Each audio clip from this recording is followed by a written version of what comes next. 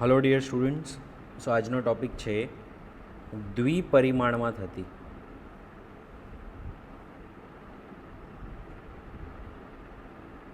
સ્થિતિસ્થાપક અથડામણ.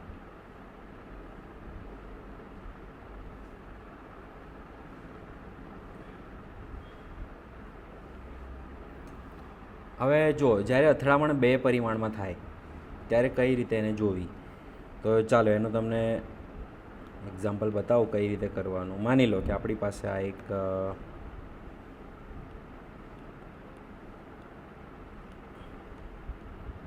એક પદાર્થ છે, બીજા પદાર્થ સાથે અથડાશે.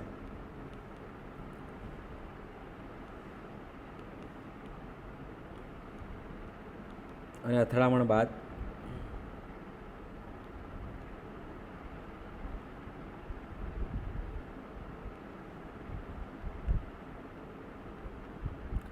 આ બંને આમ ચાલ્યા. અથડામણ પછીની વાત છે. માની લો આ પોઈન્ટ પર અથડામણ થઈ અને અથડામણ પછી અહીંયા ચાલ્યો આ પદાર્થ અને આ પદાર્થ અહીંયા ચાલ્યો. ફાઇન. આ આપણું એક્સ અક્ષ હતું. ઓકે, આને આપણે M1 કહી દઈએ. આ આપણું M2 છે, આ આપણું M2 હશે, આ આપણું M1 અહીંયા હશે. M1 બનાવશે θ1, M2 બનાવશે θ2. આનો વેગ હશે v1, આનો વેગ હશે v2. આનો પ્રારંભિક વેગ હતો u1, આનો પ્રારંભિક વેગ હતો u2. હવે સ્થિતિસ્થાપક અથડામણ થશે તો આપણે બધા જ જાણીએ છીએ કે ગતિ ઉર્જાનું સંરક્ષણ થશે, બરાબર, અને વેગમાનનું પણ સંરક્ષણ થાય છે. વેગમાનનું સંરક્ષણ હંમેશા થાય, બરાબર. તો પહેલાં વેગમાન સંરક્ષણ પ્રમાણે પહેલાં જોઈએ.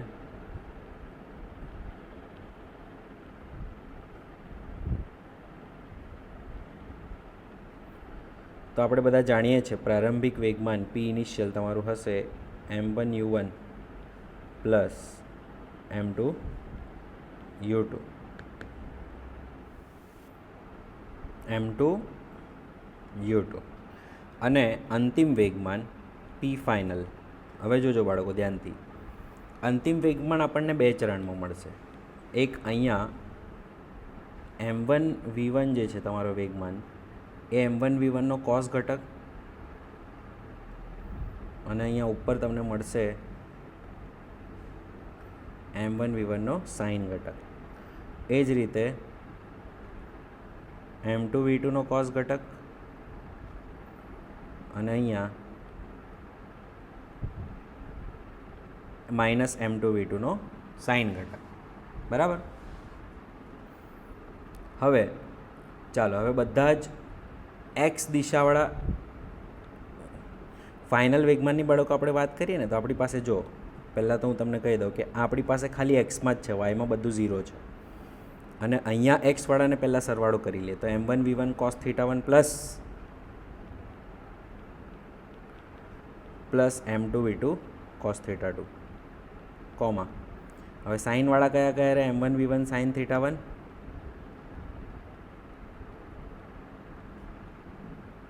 માઇનસ m2 v2 sin θ2, બરાબર.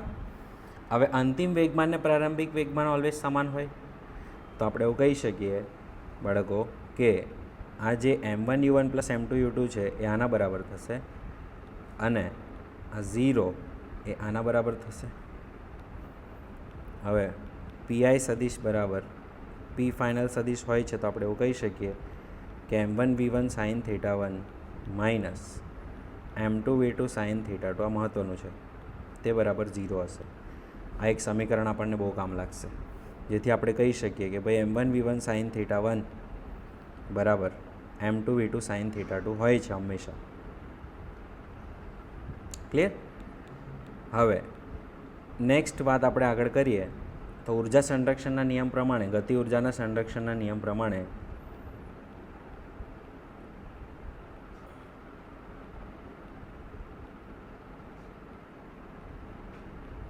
પ્રારંભિક ગતિ ઉર્જા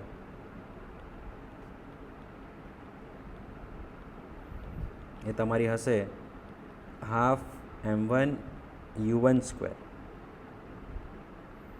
plus half m2 u2 square, અને અંતિમ ગતિ ઉર્જા તમારી થશે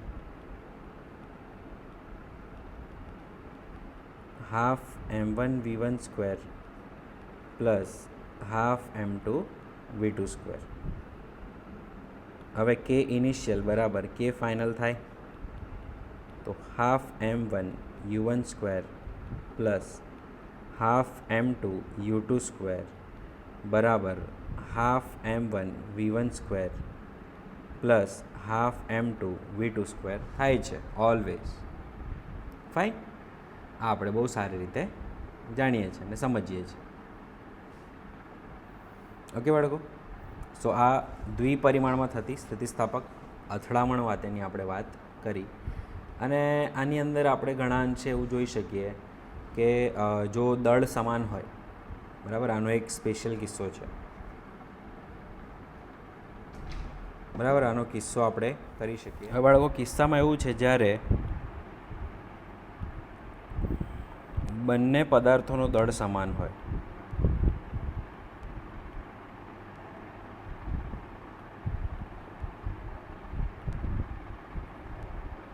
અને એક પદાર્થ સ્થિર હોય.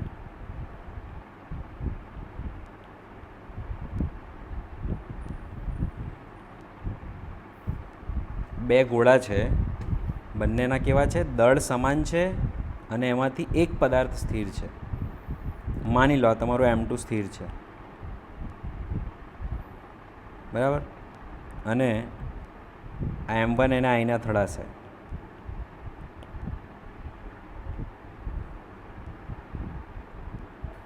m1 નો વેગ u1 છે અને u2 તમારું 0 છે. અથડામણ બાદ કંઈક આવું થશે.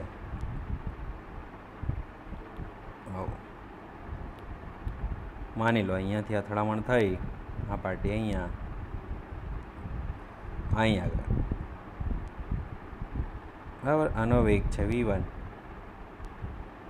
આનો વેગ છે v2, આનો એંગલ છે θ1, આનો એંગલ છે θ2. બરાબર. હવે આપણે જાણીએ છીએ કે ભાઈ m1 અને m2 સમાન છે, તો અહીંયાથી 1 1 કાઢી નાખીએ, ખાલી mm જ દેખાશે, બીજું કંઈ. બસ આટલી તો આપણને ખબર પડી. હવે બંને સંરક્ષણના નિયમો લગાવીએ તો p ઇનિશિયલ તમને શું મળશે, તો ખાલી mu1, કેમ કે એનું y x ઘટક તો આનું બી 0 છે અને y ઘટક તો બધાનું 0 છે.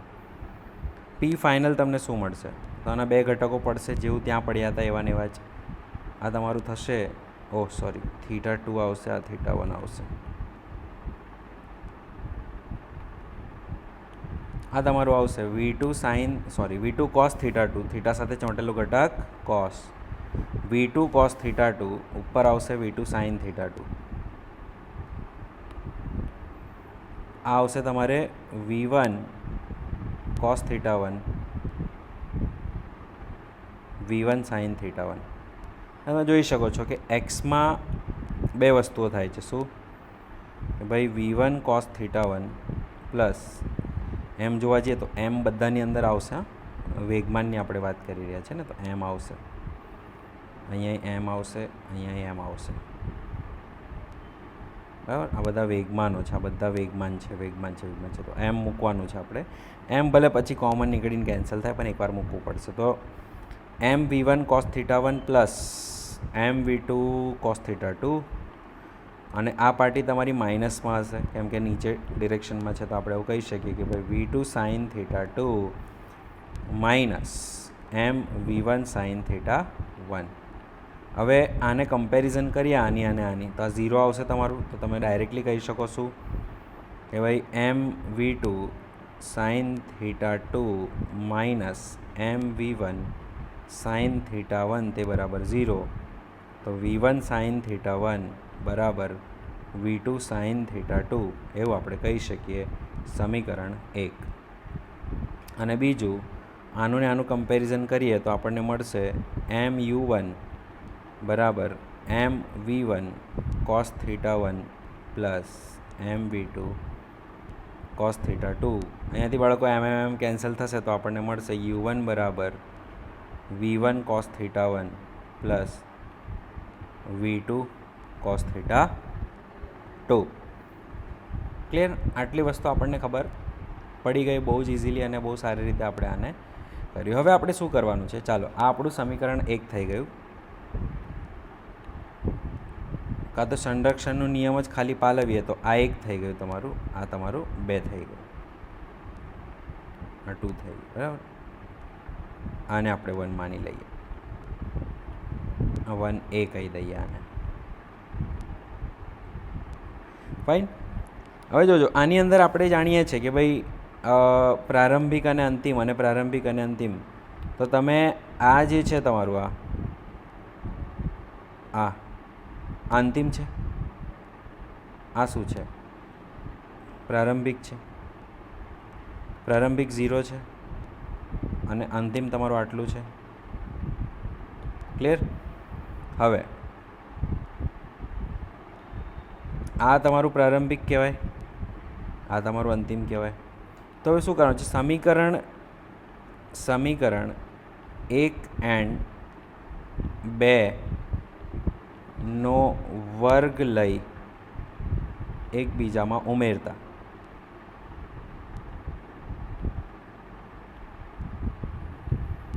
ઝીરોનો વર્ગ 0 જ રહેવાનું છે, પ્લસ U1નો વર્ગ U1 સ્ક્વેર થશે, તે બરાબર. જો અહીંયાથી એમ નીકળી જશે આરામથી.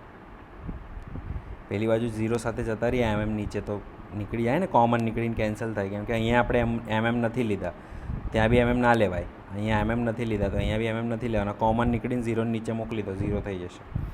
તો 0 પ્લસ U1 સ્ક્વેર. શું કર્યું? આનું સ્ક્વેર થઈ ગયું, બરાબર, અને આનું સ્ક્વેર થઈ ગયું. હવે આનું સ્ક્વેર ને આનું સ્ક્વેર કરીને સરવાળો કરવાનો છે પેલી બાજુ. તો આપણે કહી શકીએ શું? V1 સ્ક્વેર, પહેલાં લઈએ V2 sine theta 2 minus V1 sine theta 1નો square plus V1 cos theta 1 plus V2 cos theta 2નો સ્ક્વેર. ચાલો કરીએ, શું આવશે? V2 square sine square theta 2 plus V1 square sine square theta 1 minus 2V1 V2 sine theta 1 sine theta 2 plus V1 square cos square theta 1 plus V2 square cos square theta 2 plus 2V1 V2 cos theta 1 plus cos theta 1 into I આવશે, sorry, into cos theta 2. હવે અહીંયાથી તમે જો એક વસ્તુ કરી શકો. શું? સાઇન સ્ક્વેર થીટા 2 છે, V2 સ્ક્વેર અને V2 square cos square theta 2 પણ છે. તે જ રીતે V1 square cos square theta 1 પણ છે. એક કામ કરી શકીએ, હા, અને V1 square sine square theta પણ છે, આવી રહ્યું. તો આપણે એક કામ કરી શકીએ, V1 સ્ક્વેર કોમન લઈએ તો અંદર શું આવશે? Sign square theta 1 plus cos square theta 1, તમે બધા જાણો છો તે બરાબર 1 થાય. પ્લસ V2 સ્ક્વેર કોમન લઈએ, sign square theta 2 plus cos square theta 2, તમે બધા જાણો છો આ બી 1 થાય. હવે minus 2V1 V2 common, sign theta 1 sine theta 2 minus cos theta 1 cos theta 2, બરાબર. આ રીતે પણ તમે લખી શકો છો. જો તમારે પ્લસ કોમન લેવું હોય તો તમે આને સ્વેપ કરી શકો છો. આ રીતે કોમન પ્લસ લઈ લો અને અહીંયા લઈ લો, બરાબર. જે રીતે તમારે કરવું હોય તમે કરી શકો છો. તમને પણ સૂત્ર ખબર હોવું જોઈએ. અહીંયા માઇનસ આવી જશે. ક્લિયર? આ રીતે પણ કરી શકો છો. હવે આનું સોલ્યુશન શું આવશે? તો બાળકો આનું સોલ્યુશન છે, જોજો, ધ્યાનથી જોજો. શું છે? Cos theta 1 cos theta 2 minus sign theta 1 sine theta 2. તો કોસ થીટા 1 પ્લસ થીટા 2, તો તમારો જવાબ આવશે V1 square plus V2 square plus 2v1 v2 cos θ1 plus θ2 તે બરાબર u1² આવશે. ક્લિયર? હવે આ સમીકરણ તમારું ફાઇનલ આવ્યો એક સમીકરણ. હવે ગતિ ઉર્જા સંરક્ષણના નિયમ પ્રમાણે જો તમે વાત કરો બાળકો, અને સમીકરણ 3 કહી દો. સ્થિતિસ્થાપક અથડામણ છે, ગતિ ઉર્જાનું સંરક્ષણ થવાનું છે.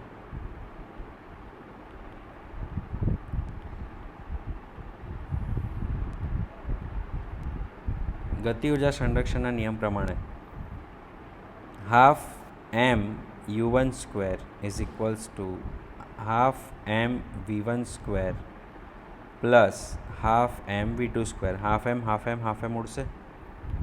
અહીંયા તમને શું મળશે? u1² બરાબર v1² પ્લસ v2².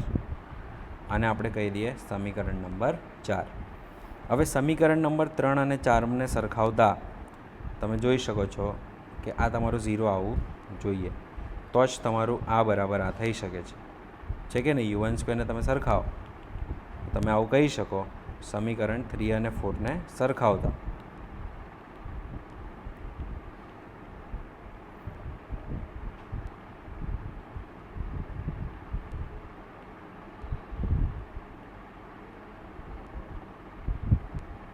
આપણને મળશે v1² plus v2² plus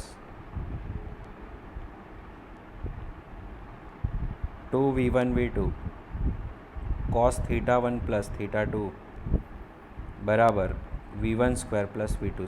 v1² v2² cancel, v1² v2² cancel. તો તમે કહી શકો 2v1 v2 cos θ1 પ્લસ θ2 તે બરાબર 0 આવશે. તો cos θ1 પ્લસ θ2 તમારું 0 હોવું જોઈએ. તો અહીંયા θ1 પ્લસ θ2 તમારું કેટલું થશે? 90 ડિગ્રી. યાદ રાખજો બાળકો, બહુ મહત્ત્વનું સમીકરણ છે આ, બહુ જ મહત્ત્વનું સમીકરણ. શું કે જ્યારે બે બોલ વચ્ચે સ્થિતિસ્થાપક અથડામણ થાય તો અથડામણ પછી બંને 90 ડિગ્રીનો ખૂણો બનાવીને ચાલે. તો આ તમારું θ1 અને θ2નો સરવાળો કરો ને તો 90 ડિગ્રી મળે. ઓલવેઝ યાદ રાખજો. આ પુલ ટેબલની અંદર આવું તમને જોવા મળી શકે છે. બરાબર, મહત્ત્વનો મુદ્દો છે આ. ઓકે બાળકો, હવે આપણી પાસે જે નેક્સ્ટ કિસ્સો છે એ કિસ્સો n અથડામણવાળો કિસ્સો છે. જોજો ધ્યાનથી. આ ઉદાહરણ નંબર 22 છે તમારા મોડ્યુલમાં. બરાબર, એની અંદર આપણને કીધું છે કે ભાઈ એક દડો h ઊંચાઈ પરથી મુક્ત રીતે પડે, મુક્ત રીતે છોડવામાં આવે.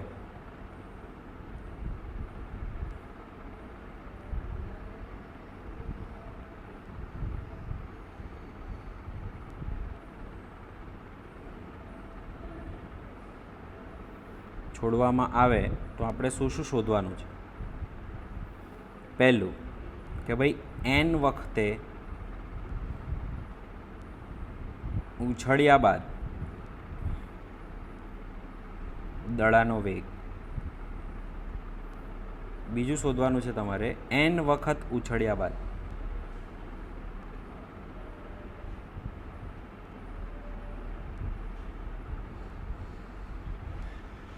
દડાએ પ્રાપ્ત કરેલ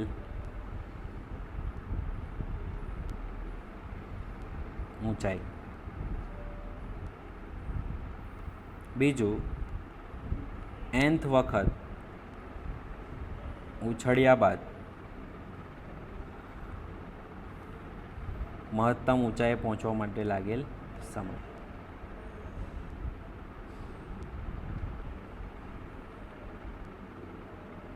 ફોર, દડો ઉછળવાનું બંધ કરે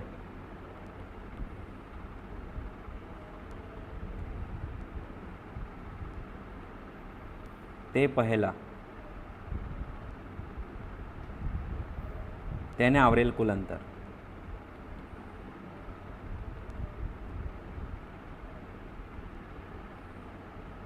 આપણે આટલી વસ્તુઓ બાળકો શોધવાની છે. ફાઇન, ચાલો તો પહેલાં સ્ટાર્ટ કરીએ. પહેલાં તમને આકૃતિ બતાવો.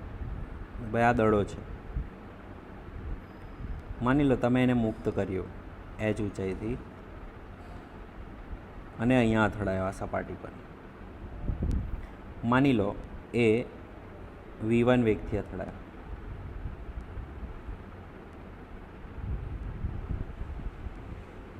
આ તમારી ઊંચાઈ છે. હવે આ ખરેખર એમ જોવા જઈએ તો આપણે સીધો જ ફેંકીએ છીએ અને આમ ટપ ટપ ટપ ટપ ટપ ટપ કરીને નીચે જતો રહેશે, પરંતુ તમને સારી રીતે દેખાય એટલા માટે હું પ્રક્ષેપ ગતિ કરાવી રહ્યો છું. ઓકે, હવે અહીંયા થશે શું કે V1 છે, અહીંયા જે એનો વેગ આવશે એ V2 આવશે. માની લો એક કામ કરીએ, ઉભા રહો, આનો વેગ આપણે V લઈ લઈએ પ્રારંભિક. હવે અથડામણ બાદ જે એનો વેગ છે એ V1 છે, અને V1 ના કારણે થોડોક ઉપર જશે h1 હાઇટ અને પાછું નીચે આવશે. બરાબર. અચ્છા, V1 થી જાય તો V1 થી અથડાય નિયમ છે, એટલા વેગથી ફેંકો એટલા વેગથી અથડાય.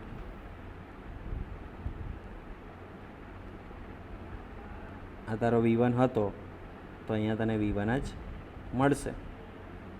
હવે થશે શું, અહીંયા અથડાયા બાદ V2 વેગથી જશે અને h2 કાપશે હાઇટ. ક્લિયર?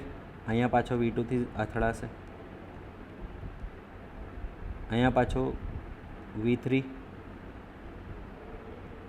હવે અહીંયા થઈ શું રહ્યું છે બાળકો કે આ સપાટી પર જે સંપર્ક સપાટી છે આપણી, આ એ સંપર્ક સપાટીનું મહત્વનો રોલ છે. કેમ સાહેબ? તો જુઓ, એ સંપર્ક સપાટી સ્થિતિસ્થાપક નથી. આ કેવી સપાટી છે? અસ્થિતિસ્થાપક, જેનું રેસ્ટિટ્યુશન ગુણાંક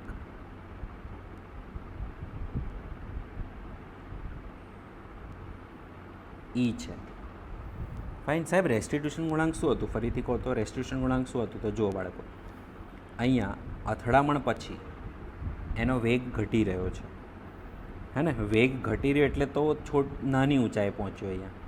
તો રેસ્ટિટ્યુશન ગુણાંક શું હતું? યાદ કરો, અંતિમ વેગનો તફાવત. હવે અહીંયા પૃથ્વીનો અંતિમ વેગ 0 જ રહેવાનો, પ્રારંભિક બી 0 છે, તો હવે ખાલી બોલનો જ વેગ લેવાનો. તો બોલનો અંતિમ વેગ શું હતો? V1, અને બોલનું પ્રારંભિક વેગ શું હતું? V. તો એ તમારું રેસ્ટિટ્યુશન ગુણાંક છે. એકચ્યુઅલી તમારો રેસ્ટિટ્યુશન ગુણાંક બોલ અને પૃથ્વી વચ્ચેનો તફાવત છે, પણ કેમ કે પૃથ્વીનો વેગ 0 જ છે હંમેશા, તો આપણે ખાલી બોલની જ વાત કરીશું. તો E બરાબર શું આવશે તમારું? V1/V2. તો તમારું V જે છે ને એ EV1 થાય છે. જો તમારું E 0.5 હોય ને તો દર વખતે 50% ઘટશે વેગ. E તમારો 0.5 હોય તો દર વખતે 50% વેગ તમારો ઘટશે, 50% જ વેગ રહેશે. આ 0.2 હોય તો 80% વેગ જતો રહેશે, ખાલી 0.2 એટલે 20% જ વેગ તમને મળશે. ફાઇન. 0.3 હોય તો 30% વેગ જ તમને મળશે. તો રેસ્ટિટ્યુશન ગુણાંકનું કામ શું છે? વેગને ઓછું કરવું. ફાઇન. તો અહીંયા આપણે બહુ જ સિમ્પલી કહી શકીએ કે જો અહીંયા તમે V1ની વાત કરો તો એ EV જેટલો છે, V2ની વાત કરશો ને તો એ EV1 જેટલો હશે, કારણ કે અહીંયા જો V2નો પ્રારંભિક વેગ શું હતો? V1, પછી અંતિમ વેગ V2 આવ્યો, અને તે બરાબર E ઇન્ટુ EV1, તે બરાબર E²V. V3ની તમે વાત કરશો તો EV2 હશે, તે બરાબર E ઇન્ટુ EV1, તે બરાબર E ઇન્ટુ EV, તે બરાબર E³V. તો અહીંયા તમે જોઈ શકો છો કે જેટલી વખત તમે વેગ લેશો એટલી વખત Eનો વર્ગ કે ક્યુબ કે r⁴ થશે. તો આપણે એવું કહી શકીએ કે Vnthની આપણે વાત કરીએ તો E⁻⁴ જેટલો તમારો વેગ થશે. તો પહેલો જવાબ આવી ગયો શું કે સાહેબ તમે જે વાત કરી કે ભાઈ n વખતે ઉછળ્યા બાદ દડાનો વેગ શું હશે, તો આપણને ખબર પડી ગઈ કે ભાઈ n વખતે ઉછળ્યા બાદ દડાનો વેગ E⁻⁴ જેટલો હોય છે, જે આપણને ખબર પડી ગઈ. હવે બાળકો અહીંયા આપણે બીજી વાત કરીશું કે હવે ઊંચાઈની વાત કરવાની છે, કારણ કે અહીંયા n વખતે ઉછળ્યા બાદ દડાએ પ્રાપ્ત કરેલ મહત્તમ ઊંચાઈ જોવાની છે. તો બાળકો ઊંચાઈની આપણે વાત કરીએ તો આ જ્યારે નીચે પડશે,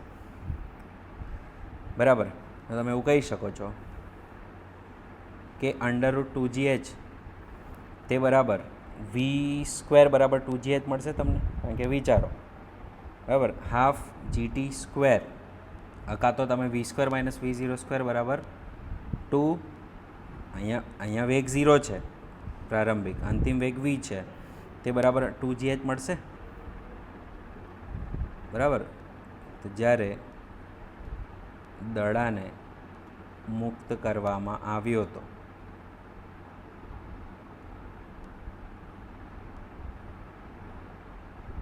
ત્યારે યુ બરાબર 0 હતું અને વી બરાબર વી આવ્યું તમારું, સમજો ને? તો આપણે એવું કહી શકીએ વી સ્ક્વેર માઇનસ 0 સ્ક્વેર તે બરાબર 2GH. તો વી બરાબર અંડરરૂટ 2GH. આટલી વસ્તુ આપણને ખબર પડી ગઈ. વી બરાબર અંડરરૂટ 2GH થાય છે કે નહીં?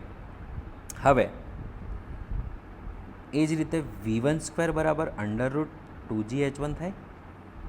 હા સાહેબ, 100% થાય. સોરી, V1 બરાબર અંડરરૂટ 2GH1 થાય? હા સાહેબ, 100% થાય. કેમ ના થાય? હવે આપણે જાણીએ છીએ શું? V1 બરાબર EV અંડરરૂટ 2GH1 બરાબર E અંડરરૂટ 2GH. બંને બાજુ વર્ગ લેતા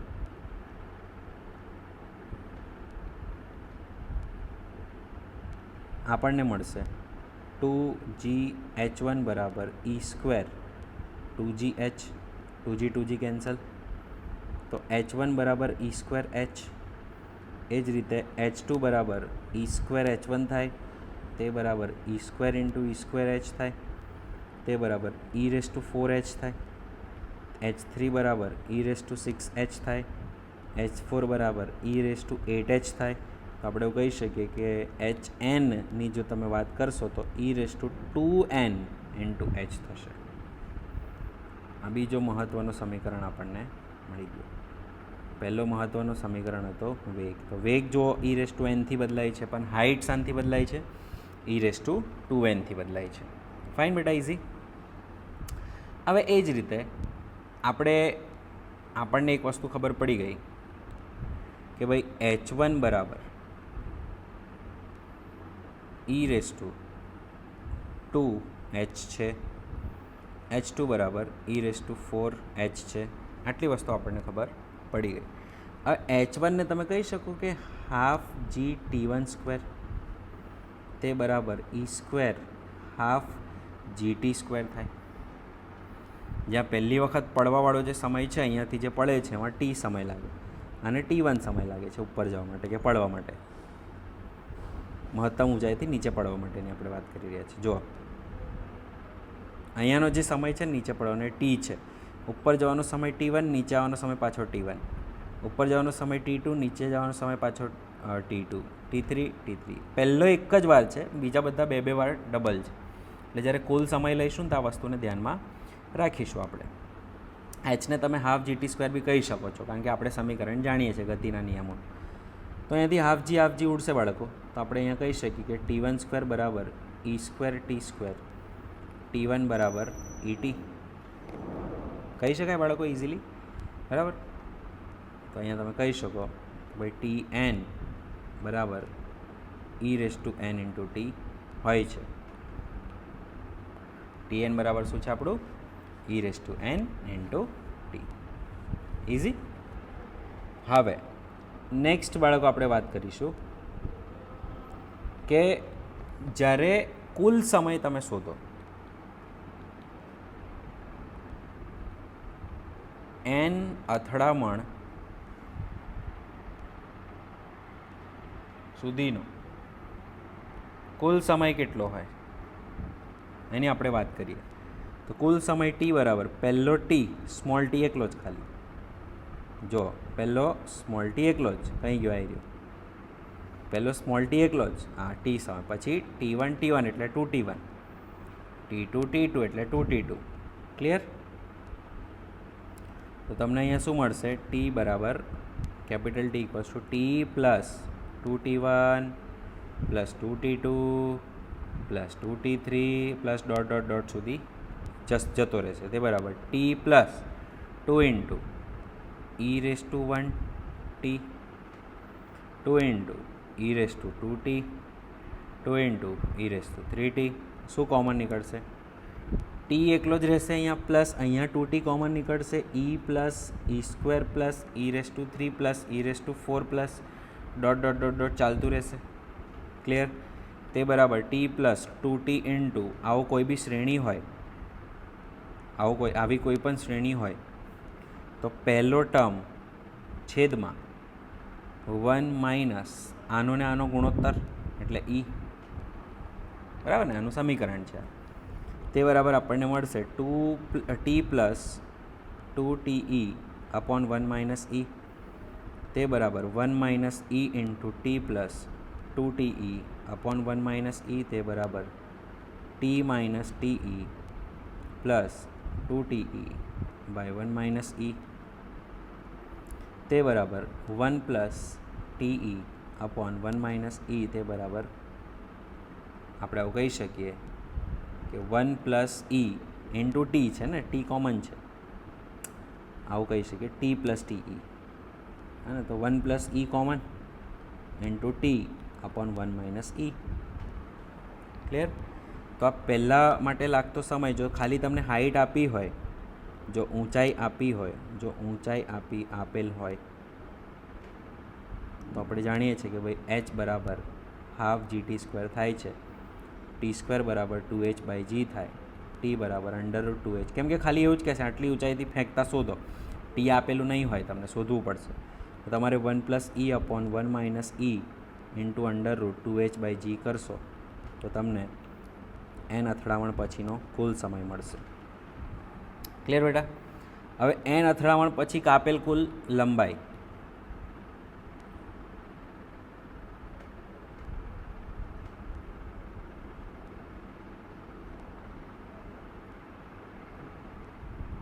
કુલ અંતર કેટલું કાપ્યું છે એ જોવાનું. તો અંતર કેટલું કાપ્યું હશે? તો એક h અંતર કાપ્યું, પછી h1 કાપ્યું, પછી ફરીથી h1 કાપ્યું, પછી ઉપર જતાં h2, પછી ફરીથી h2, પછી h3, પછી ફરીથી h3, એ રીતે કાપતું ગયું અંતર, બરાબર. તો આપણે આની વાત કરીએ તો બાળકો અહીંયા આપણે આવું કહી શકીએ કે કુલ h બરાબર, h તો ખરું જ, plus 2 times h1, 2 times h2, 2 times h3, plus dot dot dot, એ રીતે ચાલતું રહેશે ઇન્ફિનિટી સુધી.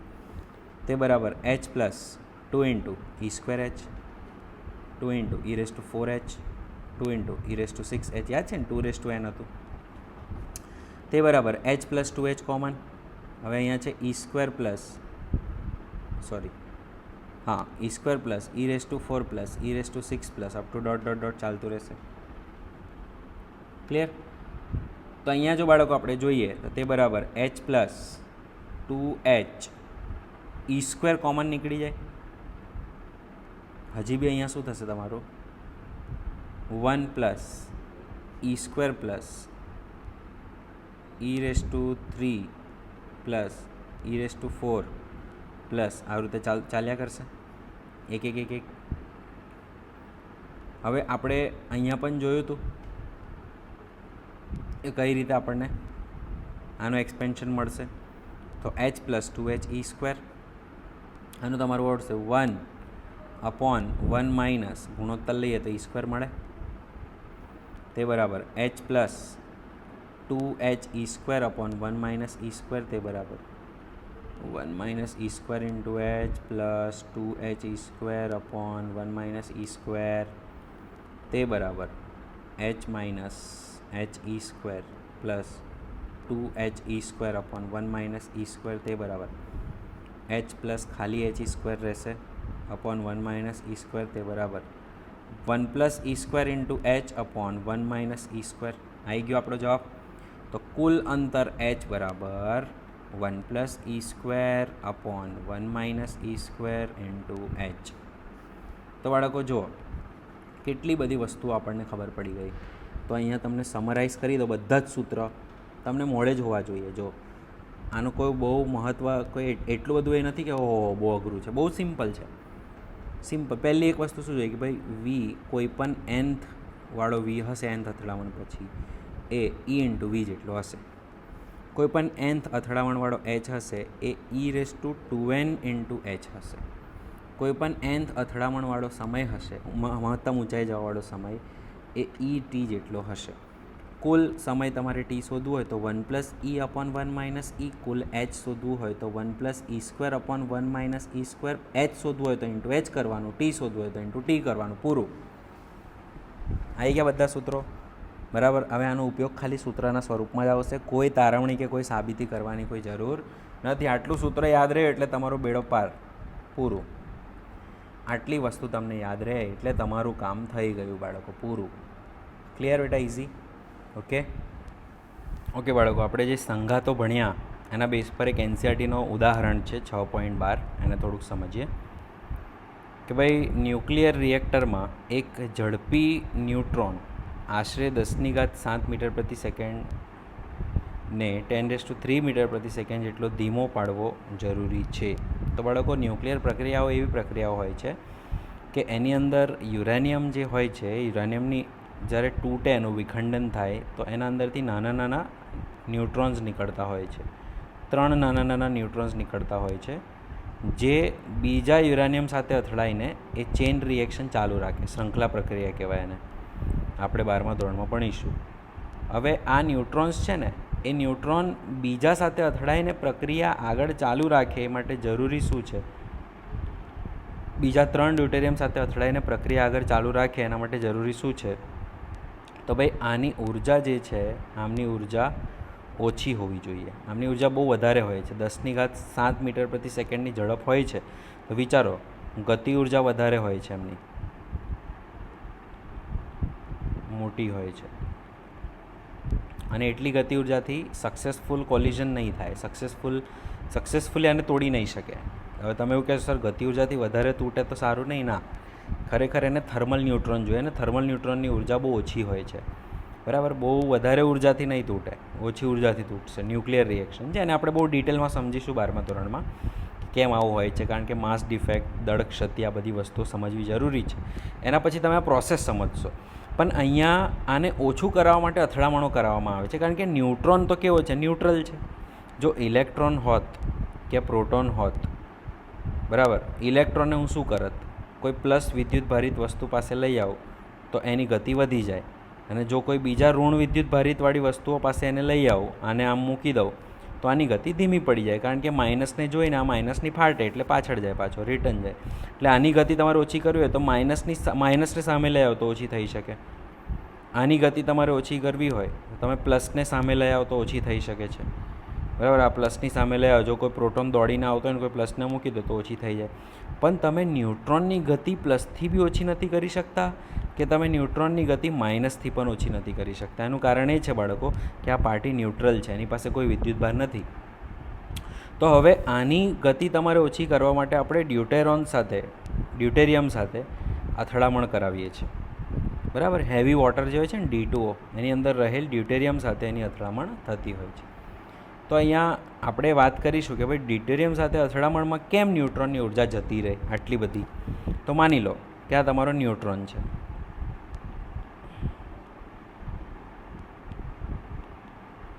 બરાબર, આ ન્યુટ્રોન છે, અને ન્યુટ્રોન પ્રારંભમાં યુ વેગથી આવતો હતો. બરાબર, અથડામણ પછી શું થશે? હા, યુ વેગથી આવતો હતો, અને પ્રારંભમાં અથડામણ પહેલાં એ જેની સાથે અથડાવાનો હતો, D2O, ડ્યુટેરિયમ સાથે, થોડોક મોટો હોય છે ડ્યુટેરિયમ સાઇઝમાં આના કરતાં, પણ એ સ્થિર હતો. એનું U2 તમારું 0 હતું, આનું U1 કંઈક હતું તમારું, એવું માનીને ચાલો, અને પહેલાંનું U2 0 હતું. આની કંઈક ને કંઈક ગતિ ઉર્જા બી હશે પ્રારંભિક, ½ M1, અને M1 કહી દઈએ, અને M2 કહી દઈએ, અને M1 કહી દઈએ, ½ M1 U1² ગતિ ઉર્જા હતી. હવે અથડામણ બાદ શું થયું? અથડામણ બાદ આનો વેગ થઈ ગયો V1. હવે V1 બરાબર તમે સમીકરણથી આપી શકો M1 - M2 upon M1 plus M2 into U1 plus 2M1 M2 upon M1 plus M2 into U2. હવે U2 તમારું 0 છે, બરાબર, તો તમારું આ ઘટક તો આખો જતો રહેશે. તો તમારું V1 શું મળશે તમને? M1 - M2 upon M1 plus M2 into U1. તો અંતિમ ગતિ ઉર્જા તમારી શું મળશે? K ફાઇનલ ભાઈ ½ M1 V1². તે બરાબર બાળકો ½ M1 M1 - M2 upon M1 plus M2 whole square into U1². બરાબર, હવે તમારે એ શોધવું છે કે ભાઈ કેટલી ગતિ ઉર્જા ગુમાવી દીધી. તો ફાઇનલ અપોન ઇનિશિયલ આપણે કરીએ, જો દાખલા તરીકે તમારી ગતિ ઉર્જા ફાઇનલ છે કેટલી છે અને ઇનિશિયલ કેટલી છે. તો તમે ગતિ ઉર્જા તમારી ફાઇનલ અપોન ઇનિશિયલ કરશો તો તમને એક ગુણોત્તર મળશે. તો ભાઈ half m1 minus m2 upon m1 plus m2 નો whole square u1 square upon half m1 u1 square તે બરાબર m1 minus m2 upon m1 plus m2નો સ્ક્વેર આવી ગયો. તો કેટલા અંશની ગતિ ઉર્જા ગુમાવાય છે એની આપણે વાત કરીએ તો જો ડ્યુટેરિયમ માટેની વાત થાય તો ડ્યુટેરિયમ માટે m2 તમારો 4 ગણો હોય છે m1 કરતાં. ડ્યુટેરિયમ અંદર તમે જુઓ ને તો 2 પ્રોટોન હોય છે અને 2 ન્યુટ્રોન હોય છે. પ્રોટોનનો દળ પણ ઓલમોસ્ટ ન્યુટ્રોન જેટલો જ હોય છે. અરે સોરી,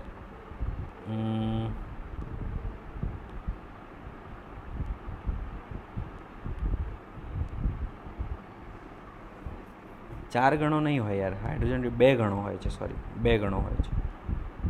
4 ગણો ક્યાંથી આવ્યો? એક પ્રોટોન એક ન્યુટ્રોન હોય છે ડ્યુટેરિયમ, બરાબર. તો m2 બરાબર 2m1 હોય છે. તો આપણે એવું કહી શકીએ કે kf અપોન ki તે બરાબર m1 minus 2m1 upon m1 plus 2m1નો હોલ સ્ક્વેર તે બરાબર -1/3નો હોલ સ્ક્વેર તે બરાબર 1/9. 1/9 ગતિ ઉર્જા રહી છે, ખાલી 9માંથી એક જ ગણી રહી છે. તો લોસ કેટલો થયો? કેઈનો લોસ કેટલો થયો? તો 1 માઇનસ 1/9 તે બરાબર 8/9. એટલે 9માંથી જો એક રહી હોય તો 8 તમારી ગઈ કહેવાય ને. તો 8/9 તમારો લોસ ફ્રેક્શન કહેવાય. એટલે 80% તમારી, ઓલમોસ્ટ 90% કહી શકીએ, 80 પણ નહીં. પર્સન્ટેજમાં શોધવું હોય તો શોધી શકાય. ફાઇન, ઇન્ટુ 100 કરીએ તો પર્સન્ટેજમાં મળી જાય. એટલે આમાં શું છે, બરાબર, ઇઝી. તો આ પ્રકારનો જે પ્રશ્ન છે, ન્યુટ્રોન જે ગતિ ઉર્જા ગુમાવે છે એના બેઝ પર બહુ સરસ મજાનો એક ઉદાહરણ આપણને 6.12 આપેલ છે. જો બીજા ઉદાહરણ તમે જાતે પણ પ્રયત્ન કરી શકો. એક ઉદાહરણ તમે જોઈ શકો છો, આ આપણે હમણાં સાબિત કર્યું, બરાબર. પેલું એંગલવાળું હતું, θ90 હોય છે ને, θ1 પ્લસ θ2 તમારો 90 હોવો જોઈએ. θ1 તમને આપ્યું 37, તો θ2 કેટલું હશે એ સાબિત કરી છે. અથડામણમાં જો એનસીઆરટીમાં બહુ જ ઓછી વસ્તુઓ આપી છે, આપણે બહુ સારા લેવલ પર જેઈ નીટ સુધીના લેવલમાં કરી છે. અથડામણમાં સમીકરણો આપ્યા છે એમણે, ખાલી સ્થિતિસ્થાપક અથડામણના સમીકરણો જ આપ્યા છે. બહુ એટલી બધી અસ્થિતિસ્થાપકની એ લોકોએ વાત નથી કરી, બરાબર. લિફ્ટ અને મુસાફરવાળું પણ પાવર આપણે શોધી શકીએ, બહુ ઇઝી જ છે. તો એકદમ F×V વાળું સમીકરણ મૂકીને. એટલે ઉદાહરણ બહુ સિમ્પલ છે અને એક્સરસાઇઝના ક્વેશ્ચન સારા એવા છે. એક ઉદાહરણમાં મારે એક ન્યુટ્રોનનું આ એક લેવું હતું, તો આપણે જોઈ લીધું કે તે એક થોડુંક સારો ક્વેશ્ચન હતો. ક્લિયર બેટા? તો હવે આટલું ડન કરી લેજો મસ્ત. હવે એનસીઆરટીના એક્સરસાઇઝ ક્વેશ્ચન્સ અને MCQs આપણે સ્ટાર્ટ કરીશું. Thank you so much.